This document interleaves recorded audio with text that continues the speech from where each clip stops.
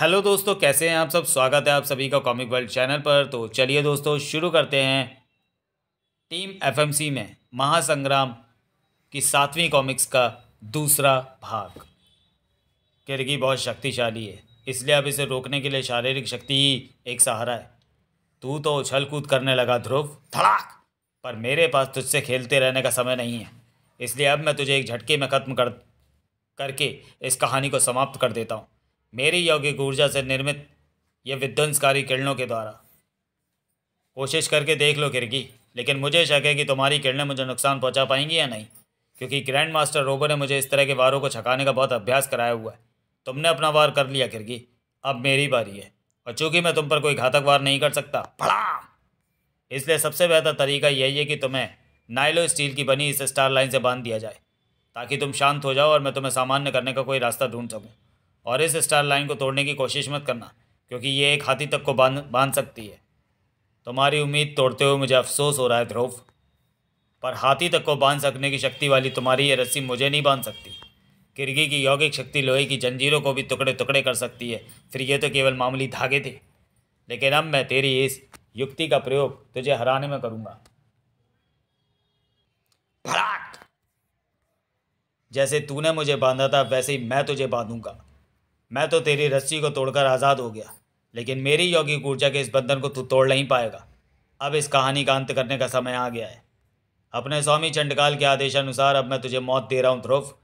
खुशी मना कि तू महान राक्षस राज चंडकाल के सेवक किरगी के हाथों मरने का सौभाग्य प्राप्त कर रहा है। असहाय ध्रुव के सामने किरगी का शक्ति खड़ग उसकी जान लेने के लिए चल चुका था, और ध्रुव के पास उसे रोकने का कोई रास्ता नहीं था। लेकिन फिर भी किरगी का खड़ग ध्रुव तक नहीं पहुंच पाया, क्योंकि उसके पहले ही उसके रास्ते में आ गया। फेसलेस! नहीं, ये तुमने क्या किया? खाक! फेसलेस के शरीर से जैसे चिंगारियां फूट निकली। तेरे दोस्त ने बीच में आकर तेरी मौत कुछ देर के लिए भले ही टाल दी हो, लेकिन इस जोकर के बाद अब तेरी बारी है ध्रुव। नहीं कर गई, अब और नहीं। मैं चंडकाल को जीतने नहीं दूंगा, अपने दोस्तों की जान की कीमत पर तो कभी नहीं।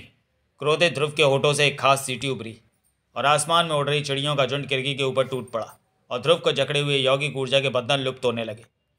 चिड़ियों के हमले से किरगी का दिमाग अपने उलझने के कारण उसकी यौगिक ऊर्जा मंद पड़ रही है। किरगी की यौगिक बंधन लुप्त हो रहे हैं। अब किरगी कुछ देर तक इन चिड़ियों से उलझा रहेगा, और इतना समय मेरे लिए काफ़ी है। फेसलेस तक पहुंचने और उसे देखने के लिए यौगिक बंधनों से आज़ाद होते ही बिजली की रफ्तार से लपका ध्रुव फेसलेस के पास जा पहुंचा। यह तुमने क्या किया फेसलेस? मेरे लिए अपनी जान की बाजी क्यों लगा दी तुमने? मैंने वही किया जो मेरी जगह पर होने पर तुम करते ध्रुव, अपना रक्षक होने का फ़र्ज़ निभाया। पर अब अफसोस की बात यह है कि अब मैं तुम्हारी मदद नहीं कर पाऊंगा। किरगी की खड़ग शक्ति से मेरी पोशाक ने मुझे तो बचा लिया, लेकिन यह पोशाक क्षतिग्रस्त हो चुकी है, और इसी स्थिति में तिलिस्मी शक्ति मुझे वापस बुला लेगी। पर जाने से पहले मैं तुम्हें यह तिलिस्मी यंत्र देना चाहता हूँ। इसे अपने शरीर पर धारण कर लो। इस यंत्र की तिलिस्मी शक्ति तुम्हारे शरीर के ऊपर एक ऐसा कवच बनाएगी जो किसी भी तरह की तामसिक, यौगिक और राक्षसी ऊर्जा को रोक सकती है, और ये चंडकाल से लड़ने में तुम्हारे बहुत काम आएगी। पर ध्यान रहे कि यह शक्ति केवल एक बार ही तुम्हारे काम आएगी, और जब इसकी ज़रूरत खत्म हो जाएगी तो ये अपने आप लुप्त हो जाएगी। तिलिस्मी शक्ति मेरे पास पहुंच चुकी है ध्रुव, अपना ध्यान रखना। अलविदा। ध्रुव की विस्फारित आंखों के सामने धीरे धीरे फेसलेस का शरीर गायब हो गया। किरगी भी अब तक चिड़ियों के झुंड से मुक्ति पा चुका था। किरगी को रोकने का मूल तुम सबको अपने प्राण देकर चुकाने होंगे। ध्रुव ने फेसलेस का दिया हुआ यंत्र अपनी बेल्ट पर लगाया, क्योंकि अब वाकई में खेल खत्म करने का टाइम हो चुका है। अब तुम्हारा कोई और वार मुझ पर नहीं चलेगा। बहुत तंग किया तुमने मुझे, लेकिन अब मैं तुम्हें दूसरा मौका नहीं दूंगा ध्रुव। मौका तो अब मैं तुम्हें नहीं दूंगा किरगी। और ध्रुव के शरीर से जैसे एक प्रकाश का धमाका फूटने लगा। तैयार हो जाओ किरगी, क्योंकि एक तरफ तुम्हारे मालिक की राक्षसी शक्ति के साथ तुम होगे, और दूसरी ओर होगा अपनी दिमागी ताकत और अपने मित्र फेसलेस की दी हुई तिलिस्मी शक्ति के साथ मैं, यानी सुपर कमांडो ध्रुव। ध्रुव के एक नए अवतार में किरगी का सामना करने के लिए तैयार था, पर अभी भी यह फैसला करना कठिन था कि इस महासंग्राम में जीत किसकी होनी थी। चंडखाल की गिद्ध दृष्टि इस पूरे घटनाक्रम पर जमी हुई थी। फेसलेस स्वयं तो चला गया, लेकिन जाने से पहले अपनी तिलिस्मी शक्ति ध्रुव को दे गया। बहुत बढ़िया। अब देखना यह है कि किरगी ध्रुव को किस तरह की मौत देता है। या ध्रुव अपने आप को कैसे बचा पाता है। वर्तमान काल में दो योद्धाओं के बीच महासंग्राम जारी था और भूतकाल में भी कालदूत और बाकी योद्धाओं में यह महासंग्राम और जोर पकड़ चुका था। हमारी त्रिशक्ति जैसा बंधन बनाकर तुम तीनों ने हमें एक पल के लिए अवश्य चकित कर दिया था, पर युद्ध में तुम हमें निराश कर रहे हो, क्योंकि मात्र हमारी तरह एक शरीर में आकर भी तुम हमारे समकक्ष नहीं हो सकते। क्योंकि अगर तुम्हें लगता है कि त्रिशक्ति धारक होने से तुम हमारा मुकाबला कर सकते हो, तो ये तुम्हारी भूल है। और जिसके तप और बल और त्याग की शक्ति के आगे संसार भी सिर झुकाता है, वास्तव में कालदूत केवल एक त्रिशक्ति नहीं है, वो तप, त्याग और शौर्य के साथ साथ वीरता और साहस का भी प्रतीक है। और जिसने अपने हजारों वर्षों के जीवन में लड़े गए अनगिनत युद्धों में कभी पराजय का मुंह नहीं देखा है, उस शक्ति का नाम है कालदूत। बिना पराजय का स्वाद चखे कोई भी योद्धा संपूर्ण नहीं होता है महात्मन। फड़ाक! आज नागराज पराजय से आपका भलीभांति परिचय कराएगा। थड़ाम! आप अगर समय के तीनों कालों का प्रतिनिधित्व करते हैं तो मैं भी पंच महाभूतों का धारक हूँ महात्मन। और मैं प्रोफेसर कमलकांत का आविष्कार परमाणु, जो विज्ञान का एक उत्कृष्ट उदाहरण माना जाता है, और किसी भी मामले में मैं आपको तप और ज्ञान से कम नहीं, अद्भुत शक्ति का प्रदर्शन कर रहे हो तुम सभी। चिम! वैसे भी जितनी देर से तुम सभी मेरे सामने टिके हुए हो, इतनी देर विशाला का कोई सेवक नहीं टिका। इसलिए अब हमें ना चाहते हुए धारण करना होगा अपना महायोद्धा रूप, जिससे देवता भी थर थर कांपते हैं। और अब जब हमने अपना योद्धा रूप धारण कर लिया है, तो हम अब एक पूरी सेना का सामना करने में सक्षम हैं। अब तुम तीनों की आत्माएं लेने के लिए यमराज भी आने से इनकार कर देंगे, क्योंकि कालदूत का कहर न केवल तुम्हारे शरीरों को नष्ट करेगा, अपितु तुम्हारी आत्माओं का भी सर्वनाश कर देगा। उफ! जीवन में पहली बार महात्मा कालदूत को उनका विकराल योद्धा रूप धारण करते देखा है। अब हमारा बचना असंभव है। अब वाकई में तुम्हारा बचना मुश्किल है, क्योंकि हमारे दिव्य कवच और हथियार अब तुम्हारे रक्त से स्नान करेंगे दुष्टों। वाकई में महात्मा कालदूत अपने समय में बहुत बड़े योद्धा रहे होंगे। विशाला के सेवकों, मैंने तुम्हें कम आंकने की भूल की थी, लेकिन अब नहीं करूँगा। तुम चाहे त्रिसंध शक्ति बनाकर मेरे जितना शक्तिशाली बन जाओ, चाहे तुम्हारी शक्तियाँ मेरी शक्तियों के बराबर क्यों ना हो जाएं, लेकिन हमारे पास भी और कोई रास्ता नहीं है। अगर हमें अमर स्फटिक चाहिए तो हमें इनका सामना करना ही होगा। अपने युद्ध कौशल और अलौकिक शक्तियों के कारण कालदूत तुम सब पर ही भारी पड़ेगा। भड़ाम! उफ! ऐसे तो हम लड़ते रह जाएंगे और कोई नतीजा नहीं निकलेगा। एक उपाय है महात्मा कालदूत, एक उपाय है। महात्मा कालदूत एक योगी भी हैं, और योगी की शक्ति उसकी कुंडलिनी शक्ति होती है। अगर मैं अपनी कुंडलिनी शक्ति से कालदूत की कुंडलिनी शक्ति को काट दूं तो ये शक्तिहीन हो जाएंगे, और तब इन पर काबू पाना आसान हो जाएगा। तुम्हारी चाल सचमुच बहुत अच्छी है दुष्ट, लेकिन तुम एक बात भूल गए कि हम 3 शरीरों वाले, और इस हिसाब से हमारी कुंडली शक्ति तुमसे 3 गुना अधिक है। बल्कि तुम्हारे त्रिसंध को भी छिन्न भिन्न कर सकते हैं, इतनी अधिक कि उल्टा हम न केवल तुम्हारी कुंडली पर पलटवार कर सकते हैं, बल्कि तुम्हारे त्रिसंध को भी छिन्न भिन्न कर सकते हैं। उफ! हमारा त्रिसंध टूट रहा है, हम अलग अलग हो रहे हैं। कालदूत के उस शक्तिशाली प्रहार ने नागराज, परमाणु और शक्तिमान को अलग अलग होने के लिए विवश कर दिया। अब हमारे पास फिर से अपना संध बनाने का समय नहीं है परमाणु। हमें महात्मा कालदूत का सामना अपनी मूल शारीरिक स्थिति में ही करना होगा। महात्मा कालदूत बहुत शक्तिशाली हैं, वो हमारा त्रिसंध जब चाहे तोड़ सकते हैं। हमें अब अपनी शक्तियों से ही उनका मुकाबला करना होगा। हमारा मुकाबला करने की अब आवश्यकता नहीं होगी दुष्टों, क्योंकि अब हम इस खेल को और अधिक खेलने के इच्छुक नहीं हैं। इस बार हमारा कालदंड तुम तीनों का समूल नाश कर देगा। मैं ऐसा नहीं होने दूंगा महात्मन। मैं आपके कालदंड को रोक लूंगा ताकि मेरे मित्रों को कोई नुकसान ना हो। खचाक! नागराज! कालदंड की शक्ति बहुत घातक है। ऐसा लगता है जैसे इसके असर से मेरे शरीर के सूक्ष्म सब मर रहे हैं और मेरी शक्ति तेजी से कम हो रही है। नागराज को घायल देखकर शक्तिमान के सब्र का बांध टूट गया। बस, बहुत हो गया, अब ये खेल। महात्मा, अब तक मैं आपके याचक बनकर आपसे मदद मांगने आया था, लेकिन वो मदद अगर मेरे मित्रों के प्राण के मूल्य पर मिले तो मुझे स्वीकार नहीं। हम भी आपकी तरह मानवता और सच्चाई के सेवक हैं, लेकिन आप हमें विशाला के सेवक मानकर प्राण घातक वार करने से नहीं चूके। अब तक हम इसलिए आपका खुलकर सामना नहीं कर रहे थे क्योंकि हम आपका सम्मान करते हैं, लेकिन अगर आप युद्ध की भाषा समझते हैं तो अब शक्तिमान आपको आपकी भाषा में ही उत्तर देगा। सैकड़ों बादलों ऐसी गरज थी शक्तिमान की आवाज़ में। क्या कहा था आपने कि आप तीनों कालों के प्रतिनिधित्व की शक्ति रखते हैं, इसलिए आप अपराजय हैं। आप मृत्यु से परे हो सकते हैं लेकिन अपराजित नहीं, क्योंकि वास्तविकता यह है कि आपको आज तक आपके बराबर का प्रतिद्वंदी नहीं मिला होगा महात्मा कालदूत, विशेष रूप से मेरे जैसा प्रतिद्वंदी जो स्वयं पंच महाभूतों की शक्ति रखता है और जिसकी शक्तियाँ स्वयं देवतुल्य हैं, जो आपसे स्फटिक छीनने का सामर्थ्य रखता है, फिर भी आपसे विनती कर रहा है। भगवान श्री राम ने भी समुद्र से 3 दिन तक मार्ग देने की प्रार्थना की थी, लेकिन समुद्र नहीं माना। अब मर्यादा पुरुषोत्तम के बताए अनुसार मैं भी याचना नहीं बल्कि रणनीति से काम लूँगा।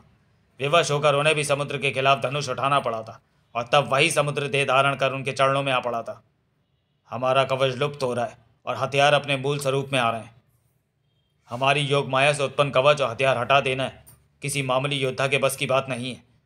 तू वास्तव में शक्तिशाली है शक्तिमान, लेकिन इसका यह अर्थ नहीं हुआ कि तू हमसे जीत गया, क्योंकि अभी तक हमने तुम पर हल्के वारी किए थे, पर अब तू हमें प्रचंड वार करने के लिए विवश कर रहा है। युद्ध में निर्णायक वार करने वाला योद्धा ही युद्ध को जीतता है, और आज निर्णायक वार शक्तिमान करेगा। आज आपको यह भली भांति समझ में आ जाएगा कि मानव भी शक्ति, युद्ध या शौर्य में किसी नाग अथवा अन्य जाति से कम नहीं होता। मानव अगर मन में ठान ले तो वह महामानव भी बन सकता है। अगर ठान ले तो पहाड़ों के सीनों को छेद कर महासागर निकाल सकता है, धरती का सीना फाड़कर लावा पैदा कर सकता है, और अगर ठान ले तो आप जैसे महाशक्तिशाली नाग योद्धा को भी धूल चटा सकता है। भड़ाक! मेरा यह निर्णायक वार अभी मेरी इस बात को सिद्ध कर देगा। क्रोधित शक्तिमान के उस भीषण वार ने कालदूत को उठाकर उस पहाड़ी पर फेंक दिया। वार इतना भीषण था कि पहाड़ी से भी टुकड़े टूटकर हवा में उड़ गए। इस महाभीषण टक्कर ने कालदूत जैसे महाशक्तिशाली योद्धा को भी हिलाकर रख दिया। चोट की पीड़ा ने कुछ देर के लिए कालदूत को संज्ञा शून्य कर दिया, और इसलिए वह अपने ऊपर मंडराते उस खतरे को नहीं देख सके जो बड़े बड़े चट्टानी टुकड़ों के रूप में उन पर गिरा आ रहा था। लेकिन वह दृश्य अनदेखा नहीं गया। नागराज, चट्टानें महात्मा कालदूत पर गिरने वाली हैं। घबराओ मत परमाणु, मैं महात्मा कालदूत को कुछ नहीं होने दूंगा। चट्टानों के गिरने से पहले ही था चट्टानें गिरती रही, ले गया। अब उनसे महात्मा कालदूत को उनसे कोई खतरा नहीं था। मैं महात्मा कालदूत को सुरक्षित दूसरी जगह पहुंचा दूंगा। थड़ाक! वैसे तो ये चट्टानें हमें नुकसान नहीं पहुंचा सकती, लेकिन अभी इस घायल अवस्था में ये हमारे लिए घातक सिद्ध हो सकती हैं। हमारी रक्षा करने के लिए तुम्हारा बहुत बहुत धन्यवाद युवक। हमने तुम्हारे ऊपर घातक वार किए, लेकिन उसके बाद भी तुमने हमारी रक्षा की, और ये बात हमें पसंद आई युवक। युद्ध में शत्रुओं को प्राण लेना तो सब जानते हैं, लेकिन असली वीर वही होता है जो अपने शत्रु के प्राण भी बचाकर उसे अपना ऋणी बना ले। हाँ युवक, अब हम तुम सबसे ये निरर्थक युद्ध नहीं करेंगे, क्योंकि हम जान चुके हैं कि तुम सब हमारे शत्रु नहीं हो। नागदीप पर अपने आने का प्रयोजन बताओ, और ये भी बताओ कि हम किस प्रकार से तुम्हारी मदद कर सकते हैं। हमारी रक्षा के कारण हम तुम पर प्रसन्न हैं और तुम्हारी सहायता करने का वचन देते हैं, और साथ ही साथ तुमसे किए गए युद्ध और तुम पर प्राणघातक वार के लिए क्षमा प्रार्थी भी हैं। क्षमा तो मुझे आपसे मांगनी है महात्मा, क्योंकि अपने मित्र पर घातक वार देखकर मैं क्रोध में आ गया था। आप हमारे बड़े हैं और आदरणीय भी।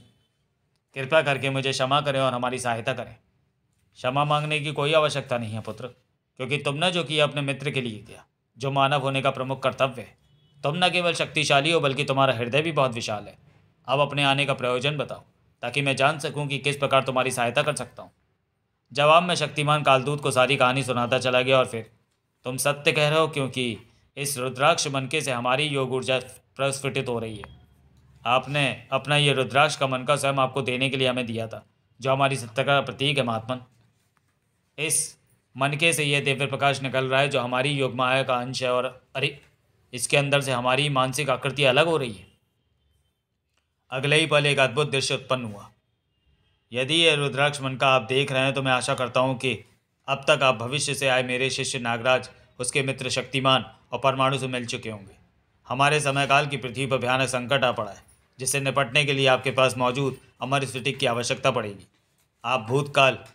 आप मेरे ही भूतकाल का रूप हैं, इसलिए आप मेरे आदरणीय हैं, और मैं आपसे प्रार्थना करता हूँ कि इनकी सहायता कीजिए। आशा है आप ये संदेश ग्रहण कर चुके होंगे, क्योंकि अब यह मन का स्वयं नष्ट हो जाएगा। विदा कालदूत।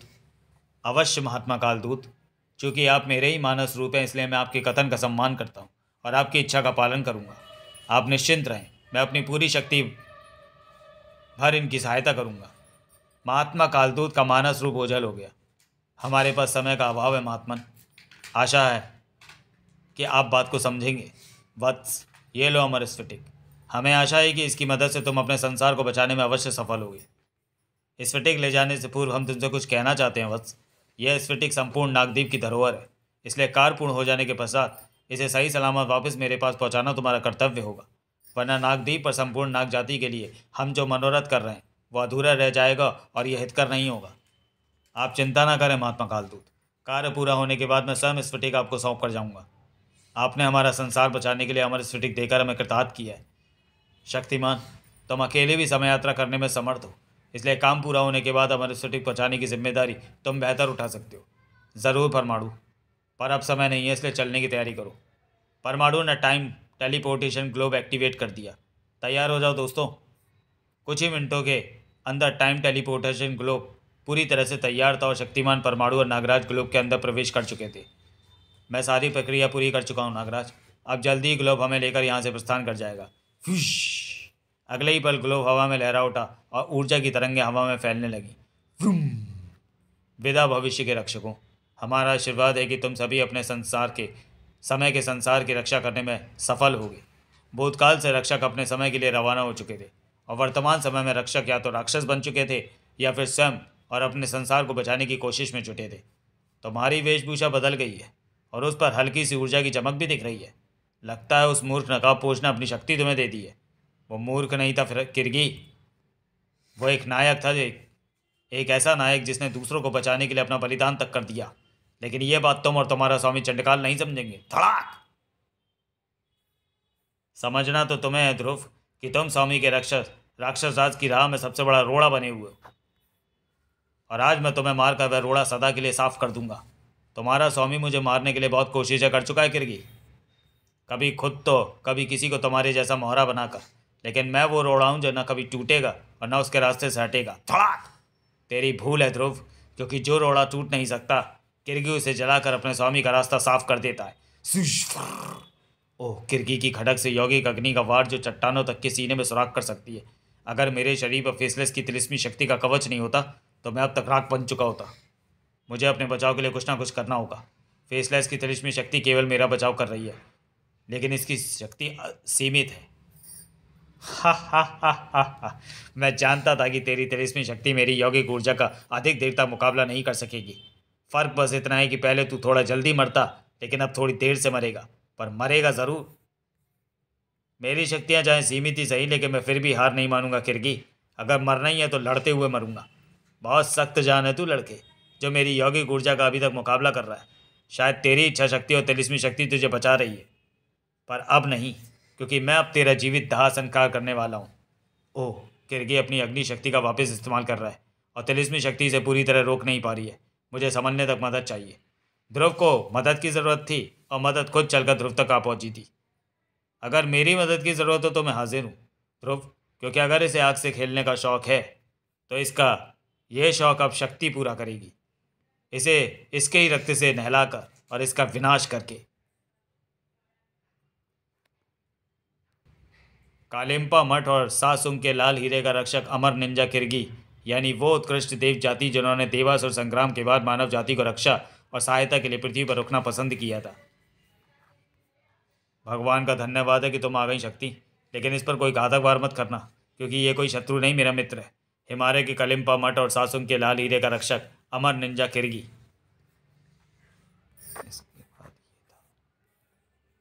और इसके लिए परमपिता ब्रह्मा जी ने इन्हें पृथ्वी पर रहने के दोष से बावजूद अमरत्व प्रदान किया था। देवों में आज भी इनकी जाति का बहुत आदर से नाम लिया जाता है। लेकिन ये तुम पर हमला क्यों कर रहा है? ये चंडकाल के प्रभाव में, इसलिए मुझ पर प्रहार कर रहा था शक्ति। तभी इसके पास से राक्षसी शक्ति का प्रस्फुटन महसूस हो रहा है, पर अब मैं इसे आसुरी प्रभाव से मुक्त कर दूंगी।